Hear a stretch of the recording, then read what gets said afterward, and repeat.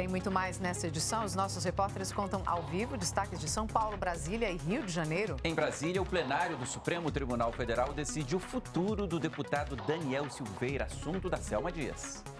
Paulo, olha, o ministro relator do caso, Alexandre de Moraes, foi o primeiro a votar e pediu a condenação do deputado Daniel Silveira com a perda do mandato e também reclusão de 8 anos e 9 meses, inicialmente em regime fechado. Em São Paulo, a Vanessa Casalino traz detalhes da renúncia de um outro deputado. Vanessa? Exatamente. Arthur Duval, do União Brasil, ele responde a processo por quebra de decoro parlamentar por causa de áudios vazados em que se refere às mulheres ucranianas de forma misógina. Bom, e no Rio de Janeiro, o assunto é carnaval, assunto para Flávia Grossi. Flávia? Começam hoje os desfiles das escolas de samba aqui do Rio de Janeiro. A festa volta à cidade depois de mais de 2 anos sem carnaval. A gente começa então por Brasília, porque o ministro Alexandre de Moraes, do Supremo Tribunal Federal, concluiu o voto dele no caso do deputado federal Daniel Silveira, do União Brasil. E a Selma que traz as informações para a gente, o ministro prevê pena de 8 anos e 9 meses de reclusão. Não é isso, Selma? Boa noite. Oi, Paulo, Catiúcia, boa noite a vocês, a todos. É isso mesmo, viu? O ministro Alexandre de Moraes é o relator do caso.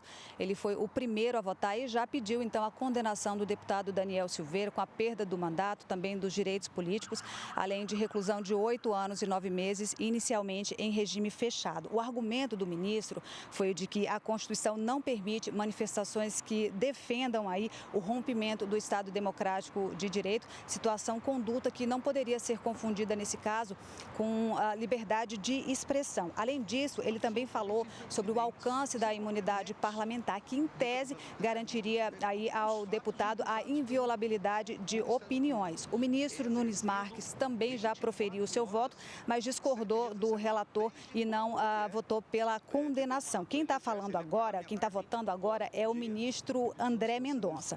Para quem não se lembra, Daniel Silveira foi denunciado pelo Ministério Público após a divulgação de um vídeo nas redes sociais em que ele aparece ali supostamente incitando atos antidemocráticos, também o AI-5 e afrontando ministros do Supremo. Por isso ele chegou a ser preso em fevereiro e atualmente usa ali tornozeleira eletrônica.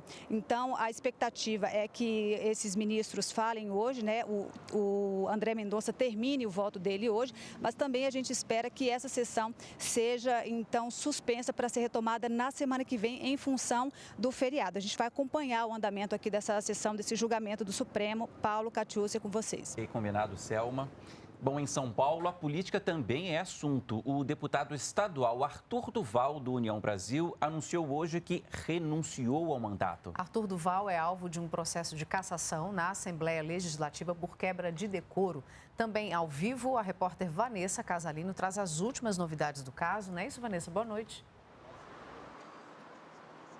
Isso mesmo, Catiúcia. Boa noite a você, ao Paulo, boa noite a todos. Essa renúncia foi feita hoje pelo deputado Arthur Duval, como vocês disseram, ele é do União Brasil e é conhecido como Mamãe Falei. Esse processo foi aberto no dia 12 de abril pelo Conselho de Ética por unanimidade.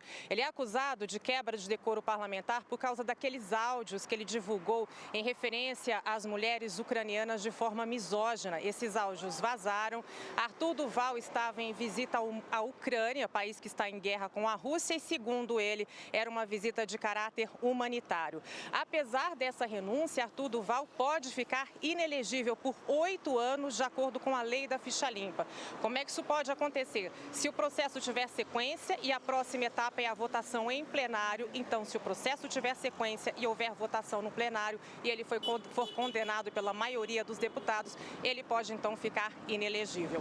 Em nota, o deputado disse o seguinte, ex-deputado, na verdade, agora, diz o seguinte, que ele está sendo vítima de uma perseguição política, que na verdade o que os colegas querem é deixá-lo de fora das eleições deste ano.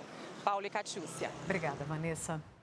A gente muda de cidade, de assunto agora, que daqui a pouco começam os desfiles das escolas de samba na tradicional Marquês de Sapucaí. A avenida é das agremiações da Série Ouro hoje. São as escolas que disputam o acesso para o grupo especial. A repórter Flávia Grossi está no Sambódromo e mostra pra gente como está o clima por lá. Não é isso, Flávia? Boa noite para você.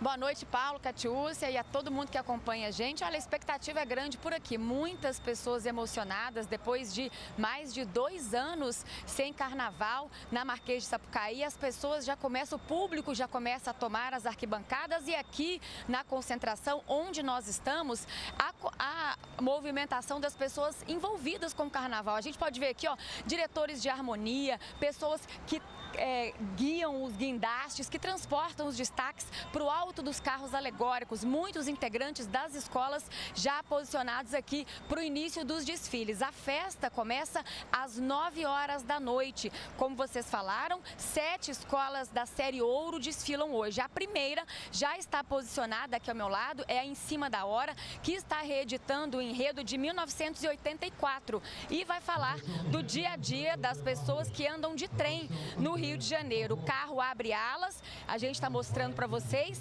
já mostra aí o trem e é a primeira alegoria apresentada pela escola. Também desfilam hoje Acadêmicos do Cubango, Unidos da Ponte, Porto da Pedra, União da Ilha, Unidos de Bangu e Acadêmicos do Sossego. Paulo, Catiúcia. Obrigada, Flávia.